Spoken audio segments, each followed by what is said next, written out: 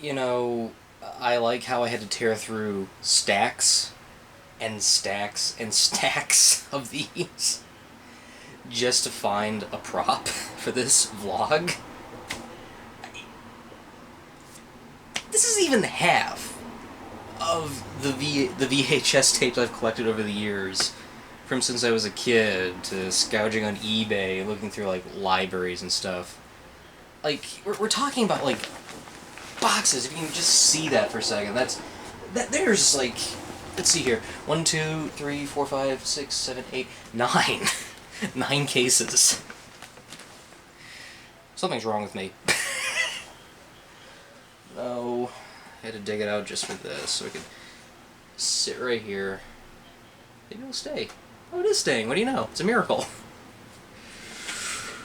Simba! Okay. Stay. So, with the advent of a new adaptation coming out, I figured it'd be fitting to talk about the original as it falls to the floor. Okay, it's good. It's good. There's no dents, no scratches. Actually, this is not even level, so let me just put it back a little bit. There we go. Okay, we'll still like that. If not, yeah, it's still good. So there we go. Maybe something like that, just to show that the tape's okay. There we go. One take, no overdues. It made sense to revisit this movie. I did so last night, because there's been so many of these live-action, reimagining, reboots, remakes, what have you. And The Lion King is one that I've always held off revisiting for some time.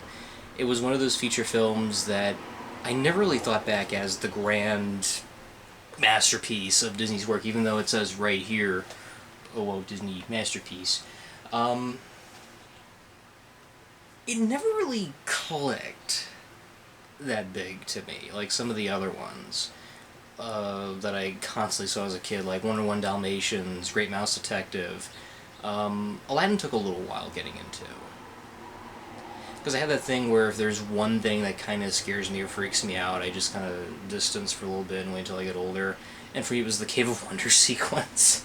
It was a giant head emerging from the sand and with a deep voice. So with this one in particular, I do remember, being hyped and excited and a lot of good memories about it, but not in the way you probably think. This came out a couple of months before I was 4 years old, so I was 3 at the time when it was in theaters. I don't have the distinct memory for the life of me if I saw this in the theaters. I do remember getting, like, the storybooks, the soundtrack I always constantly listened to over and over again. But more than just the songs, but also the music cues. Because growing up, I saw Fantasia and liked the idea of music integrating with images, and I always had an ear for listening to the musical score and how it reflects the scene, how it, adds to the mood. And every time I heard, Hans Zimmer's score to some of these very powerhouse scenes, I always kept having these, grand, dramatic, lush images. And they didn't disappoint. This movie did not disappoint, especially when I saw it on home video. Again, scathing memory, I don't remember if I saw it in theaters. But the impact of the film really depends on how you saw it, how it affected you, how it influenced you. This is not one of my top 10 favorite Disney movies per se, but it's the kind I can look at and say, that's a cool movie. That's definitely a movie I can just pop in every now and then and just sheer enjoy. It's the same feelings I have for something like Terminator 2. It's a good sequel, but it's not the kind of movie I would find myself constantly watching again and again and again. Same thing with Friday the 13th Part 4. There's aspects of it I really do like, but it's not the kind of film I would constantly watch again and again and again. So the impact of The Lion King was much different with me.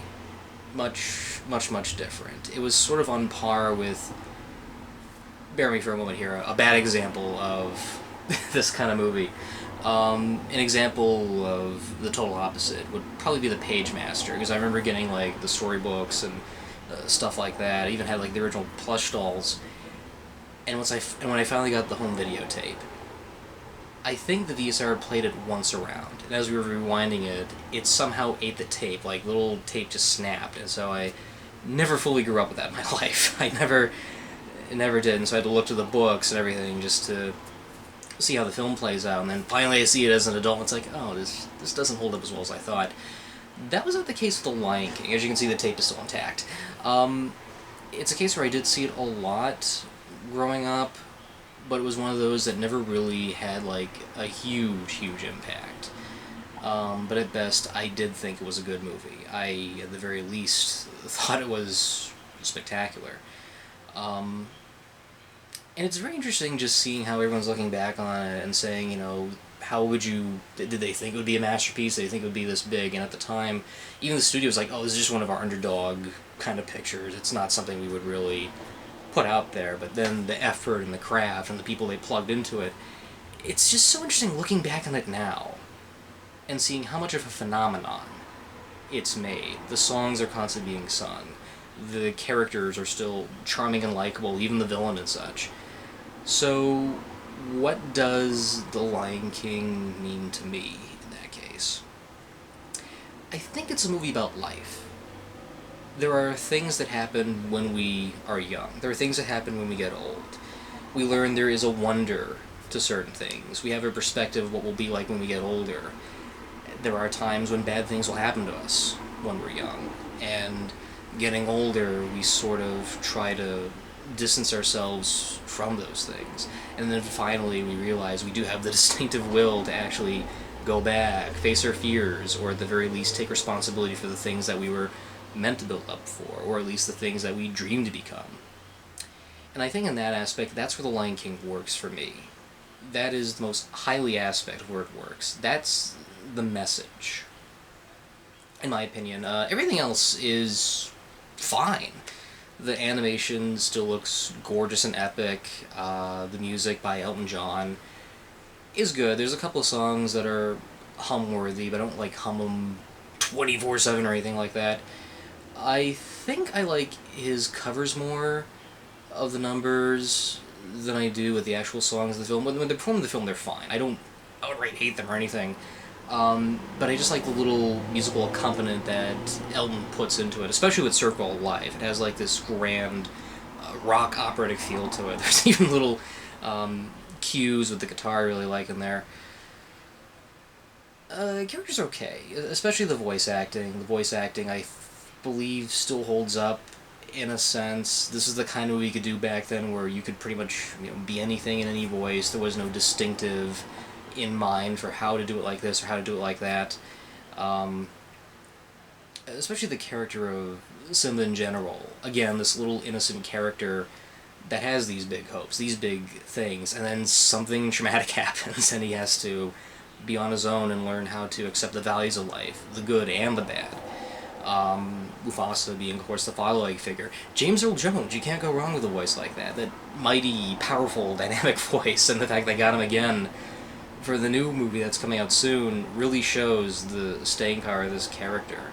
He's stern, but funny, and the one scene that always gets to me between him and Simba is where after the bit with the hyenas, they're talking in the plain fields, and he mentions how, yeah, you know, I went in and saved it, but it was also a very scary thing, too, and sometimes you have to face those fears. It really does come back full circle later at the climax. Jeremy Irons' Scar. What can I really say about him? He's so soaking in it. I heard the animators took live-action footage of him talking and just animated off of that, and I like things like that. I like how they have a personified character based on the voice actor. It's the same thing it did with the 1960s Jungle Book. They took Phil, who voices... Please, I'm sorry, I'm a little drained at the moment because of the heat we're having at the moment. The guy who voices Baloo, they took that voice and they gave him like this very laid-back, thin kind of personality, not just in the look of the character, but in the actions and how he moves. And I really miss stuff like that. I really do. I want to really have a more... I want to see more of that. Just the whole idea of taking this voice and saying, okay, here's what the character looks like to it, and just having it animated like that.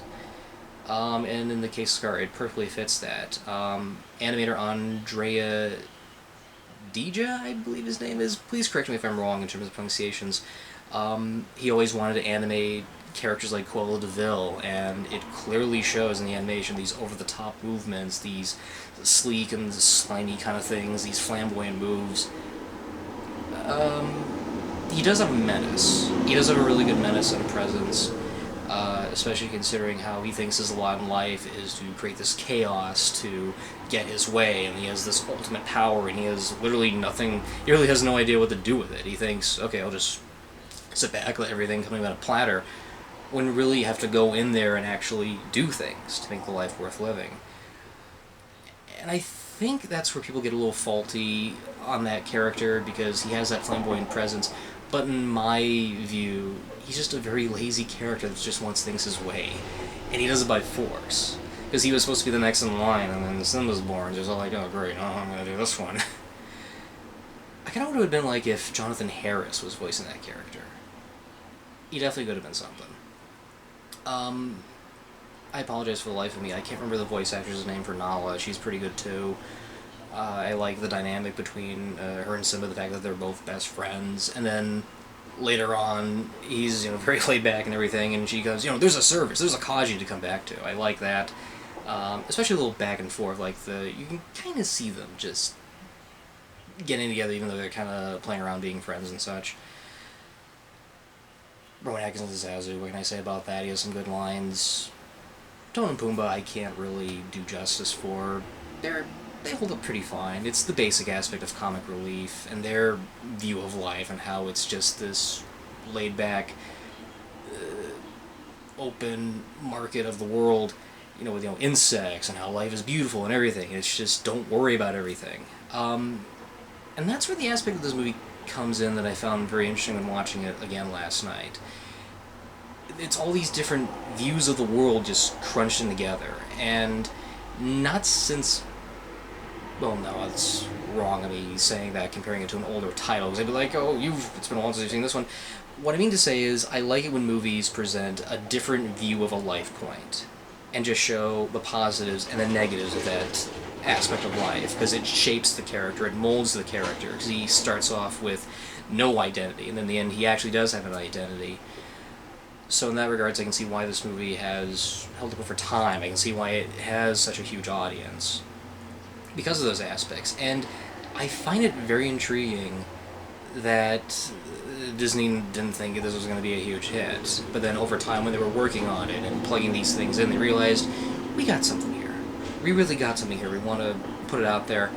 I actually recommend looking into a documentary called Waking Sleeping Beauty, which really does add on to the benefactor of how this feature came to be, because when you really do think about it, the crew and the people that were behind that thing, to see them say, we can do something this grand, beautiful, and epic, and not something under the studio watch, it really does show how something so simple with the right talent, the right amount of people, and the right amount of effort can create something really beautiful. So, what to expect from the new one that's coming out? Well, for starters, I wouldn't say it's a live-action adaptation. That's obvious. But I've been hearing a lot of things about it, and some is good, some is not so good. At the end of the day, I just want a good movie. I know I'm going to sound like a broken record, but it's my same view with the Aladdin movie that came out back in May. I just want to be entertained. I want to shut my brain off. I want to see these characters live. I don't want to see this lifeless thing in front of me that's just there for the sake of being there. I want something to be enjoyable and entertaining, and they did that with the Broadway version. And say what you will about Julie Taymor, at best it really went out there and it was this grand Shakespearean, arrogant kind of performance that had all these... It really broke a lot of limits with the puppetry work and the costume design. It was very extravagant. So now it's been 25 years since this come out, and again, I'm going to say it's the same thing that I probably have said. No matter what new version comes out, no matter what spin-off or sequel you do, the original is right here. It's going to remain here, it's going to be here. Not on top of this, of course. It's always there. It's always going to be there. I'm not angry, I'm not mad, I'm upset that there's a new version. I'm more curious to see what they can do. And if there's parts of it that work, alright, there's parts of it that do work. If there's parts that don't work, I'll just kind of cringe a little bit, like, get to the good stuff, get to the good stuff. So on that note, I just kind of wanted to... I kind of want to get that thought out there. Because we have a new one coming out, and I kind of wanted to say my piece about the original before going into it. That's really all I got. I don't hate it, not one of my favorites, but it's one I do enjoy looking back to when the time's right.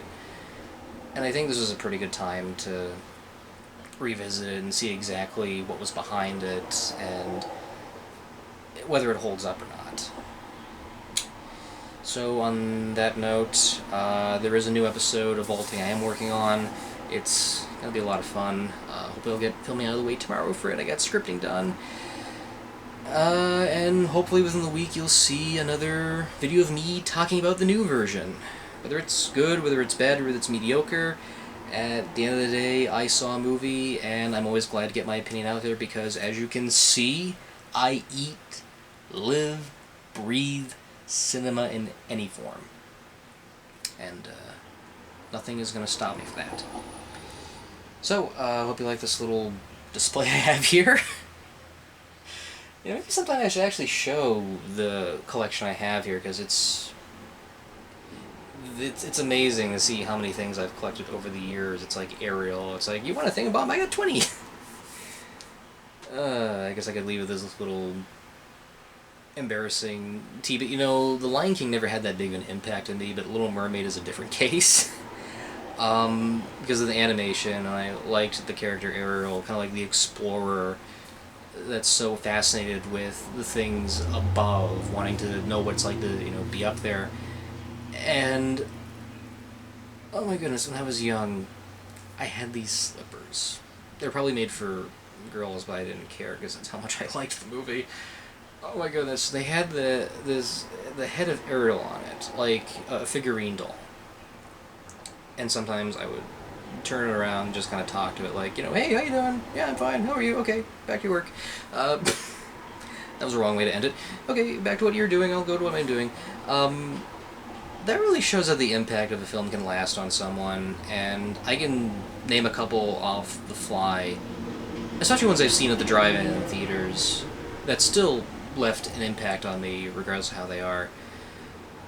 The earliest one I can weirdly think of, just for the life of me, that's Disney-related. Well, no, I saw Pocahontas at the drive-ins, and that was interesting.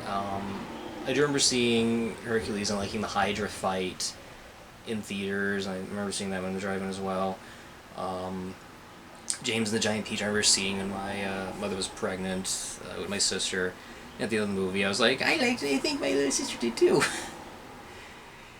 I just imagine just going, what the heck did I just listen to? At some point I need to get out of here and figure it out. I